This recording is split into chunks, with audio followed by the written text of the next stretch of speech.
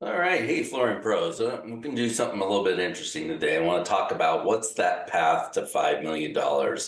Now, there could be outliers. I know some of you out there have reached 5 million or more with your processes, your systems, the time that you've been in business. I'm going based off my observations of what I've seen out there, what I think is required to hit 5 million in the flooring business. And we're talking mostly about residential retail sales.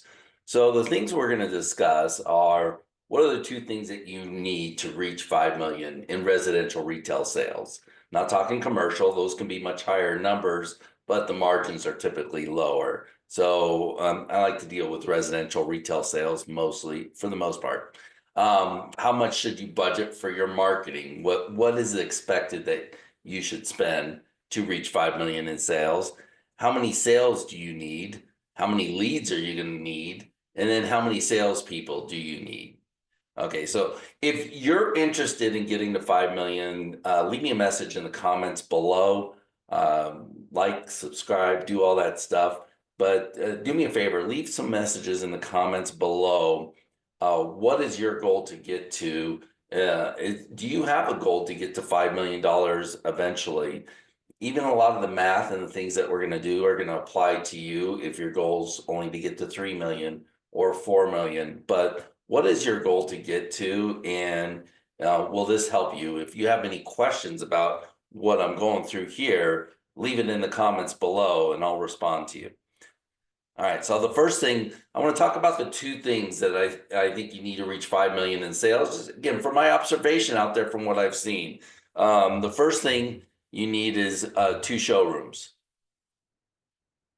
Can you do out of one showroom? Yeah, you could, but I haven't seen it. Mostly it takes two or three showrooms really to hit that 5 million. I'm not exactly sure why. My guess is that out of one showroom and a certain area of coverage that it's very difficult to reach it just within the population, say 25, 30 miles radius around your showroom. We all have, the larger the area, the more competition you're going to have. So the more you're going to be sharing those leads. So the size of the market is going to matter to some degree, but there are other factors that come into play. I haven't seen anybody do that out of one showroom, really. Most of them, it takes two showrooms or more to reach that $5 million mark. Now, the second showroom I would put within 20 to 30 miles of your first showroom. If you create a second showroom that's really far out, you're going to have to spend more on marketing. So with something, the second showroom, try to keep it within 30 minutes of the first. The advantage of that is that the marketing that you do will overlap. So you might have to spend, say, $7,000 a month versus having to spend 10,000 a month on two separate showrooms. Because if they overlap, your marketing overlaps, you're not going to have to spend as much money. If it's in a separate area, it's going to have to live on its own. And both showrooms are going to be so independent of each other that you're not going to get the advantage, the marketing advantage that you would otherwise get.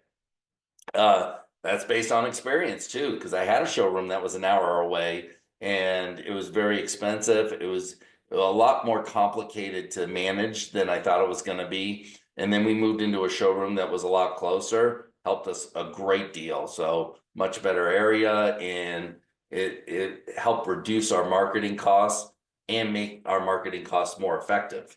So that's mostly what I'm interested in when it comes to marketing, is effective marketing, not lower prices. So the second thing I think you need to do is dominate two product categories. And I was just talking to somebody about that this morning that does kitchen and bath remodels, showers, backsplashes, tile, hardwood, luxury vinyl, carpet. He carries it all.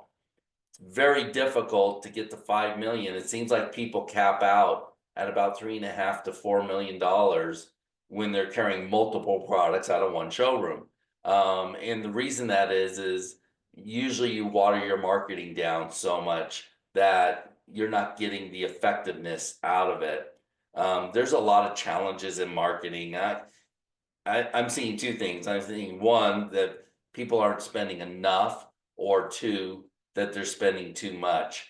And I'll get to that with the marketing section. But dominate two product categories. I know another client I had that got to $6 million only selling luxury vinyl. And it was amazing that he was able to get there within 3 years. So amazing time, but he just focused on selling this one product. So all of his marketing, all of his attention, everything was based on this one product, and it helped him go a lot faster. Now, I'm not saying that you have to take all that stuff out of your showroom, but what I would suggest that you do is when it comes to your marketing, you focus your marketing on the products that you get the best response out of. So it's not necessarily the products with the highest average ticket or the products that you want to sell, but it's the products that customers seem to respond. So you got to be aware of your marketing, like what messages are they responding to? What are they buying off of? Um, so you want to focus that marketing on things that are going to work, and then sell the other products to those customers that you attract to your showroom by that single or two market categories that you dominate in. If you're dominating a couple product categories, you'll reach your goals a lot faster than trying to sell everything to everybody. Being a one-stop shop is not something that people are looking for. We like to say that to justify having everything, and we show that as a benefit. But when somebody's painting their house, they're looking for paint. When somebody's doing flooring, they're looking for flooring. The only ones that want a one-stop shop are somebody doing a full remodel, but they're still kind of going for one category, which is a remodeling company.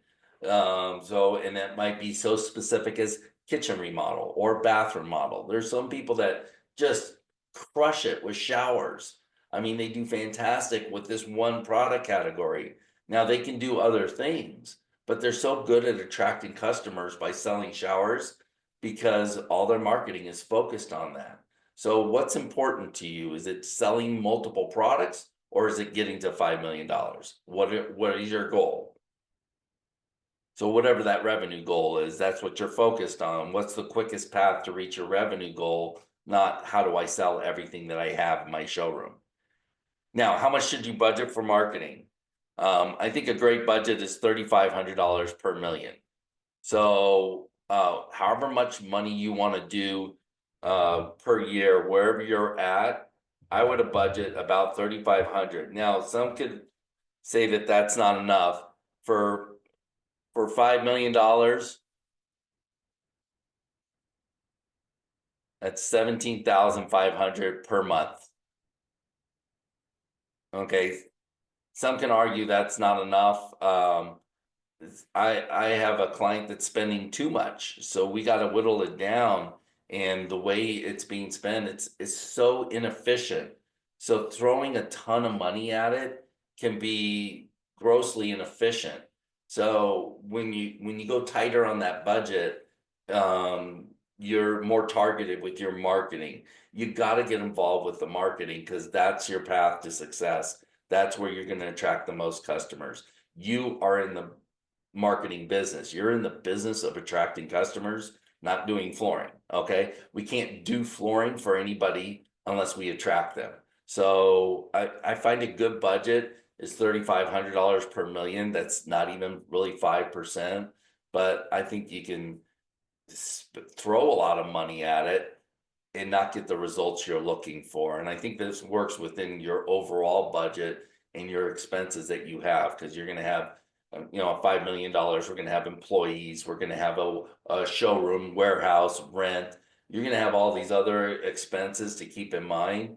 So I think that works good from a budget standpoint and trying to make that work for you. I've got another client that's trying to get over $1 million who suggested that he spends $5,500 per month. that it's a little bit too much for the area he's in. It's not necessary to spend that kind of money on marketing. If we tighten up his product category and focus just on carpet and hit the region around him and focus a little bit more on SEO versus pay-per-click, there is no reason he can't hit over $1 million spending $3,500 a month. That's a healthy budget. Okay. You just got to make it work for you. And you got to take advantage of a lot of the free marketing and not to be cheap. I want what works. And what I see right now out of social media, free marketing works better than paid marketing.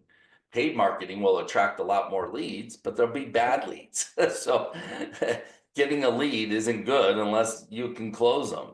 And your closing rate on paid Facebook leads is so low compared to Google pay-per-click and the free marketing you can do on social media, Facebook. Got to take advantage of YouTube. It's a fantastic channel that I guarantee your competitor is not on.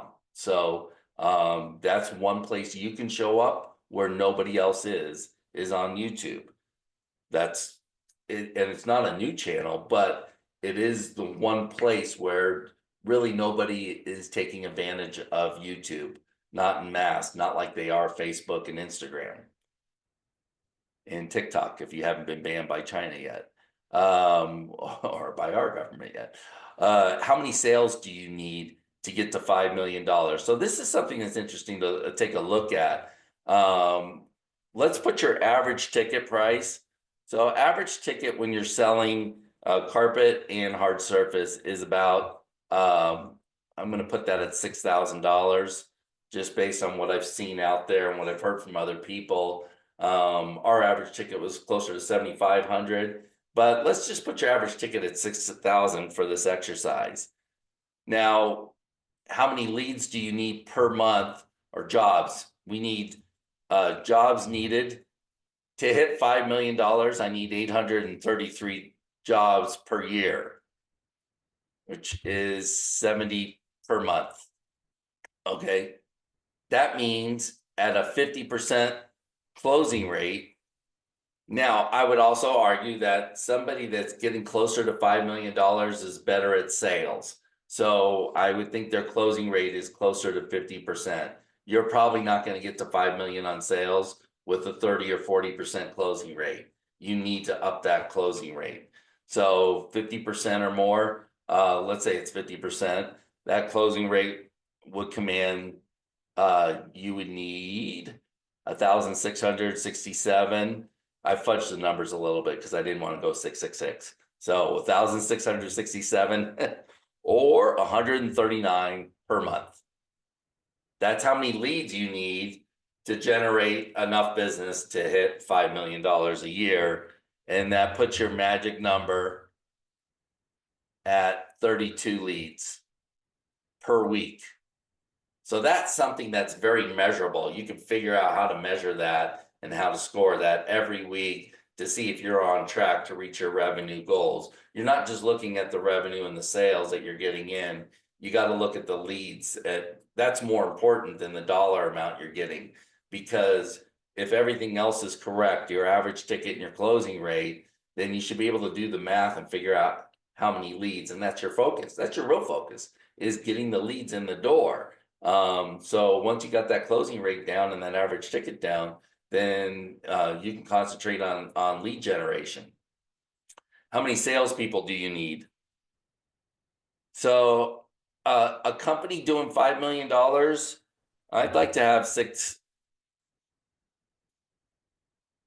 salespeople and one sales manager, a dedicated sales manager at that rate. I wrote about this quite a bit. And again, give me your thoughts below in the comments. I'd love to hear from you, but I wrote about this in the Flooring Business Playbook. Again, it's an interesting discussion to figure out how many salespeople do you need at what rate. I mean, your average salesperson is doing about 800,000 a year. You have your rock stars that are doing, 800,000 a year. You have your rock stars doing 100,000 a month or 1.2 million. But usually you have one of those on your team.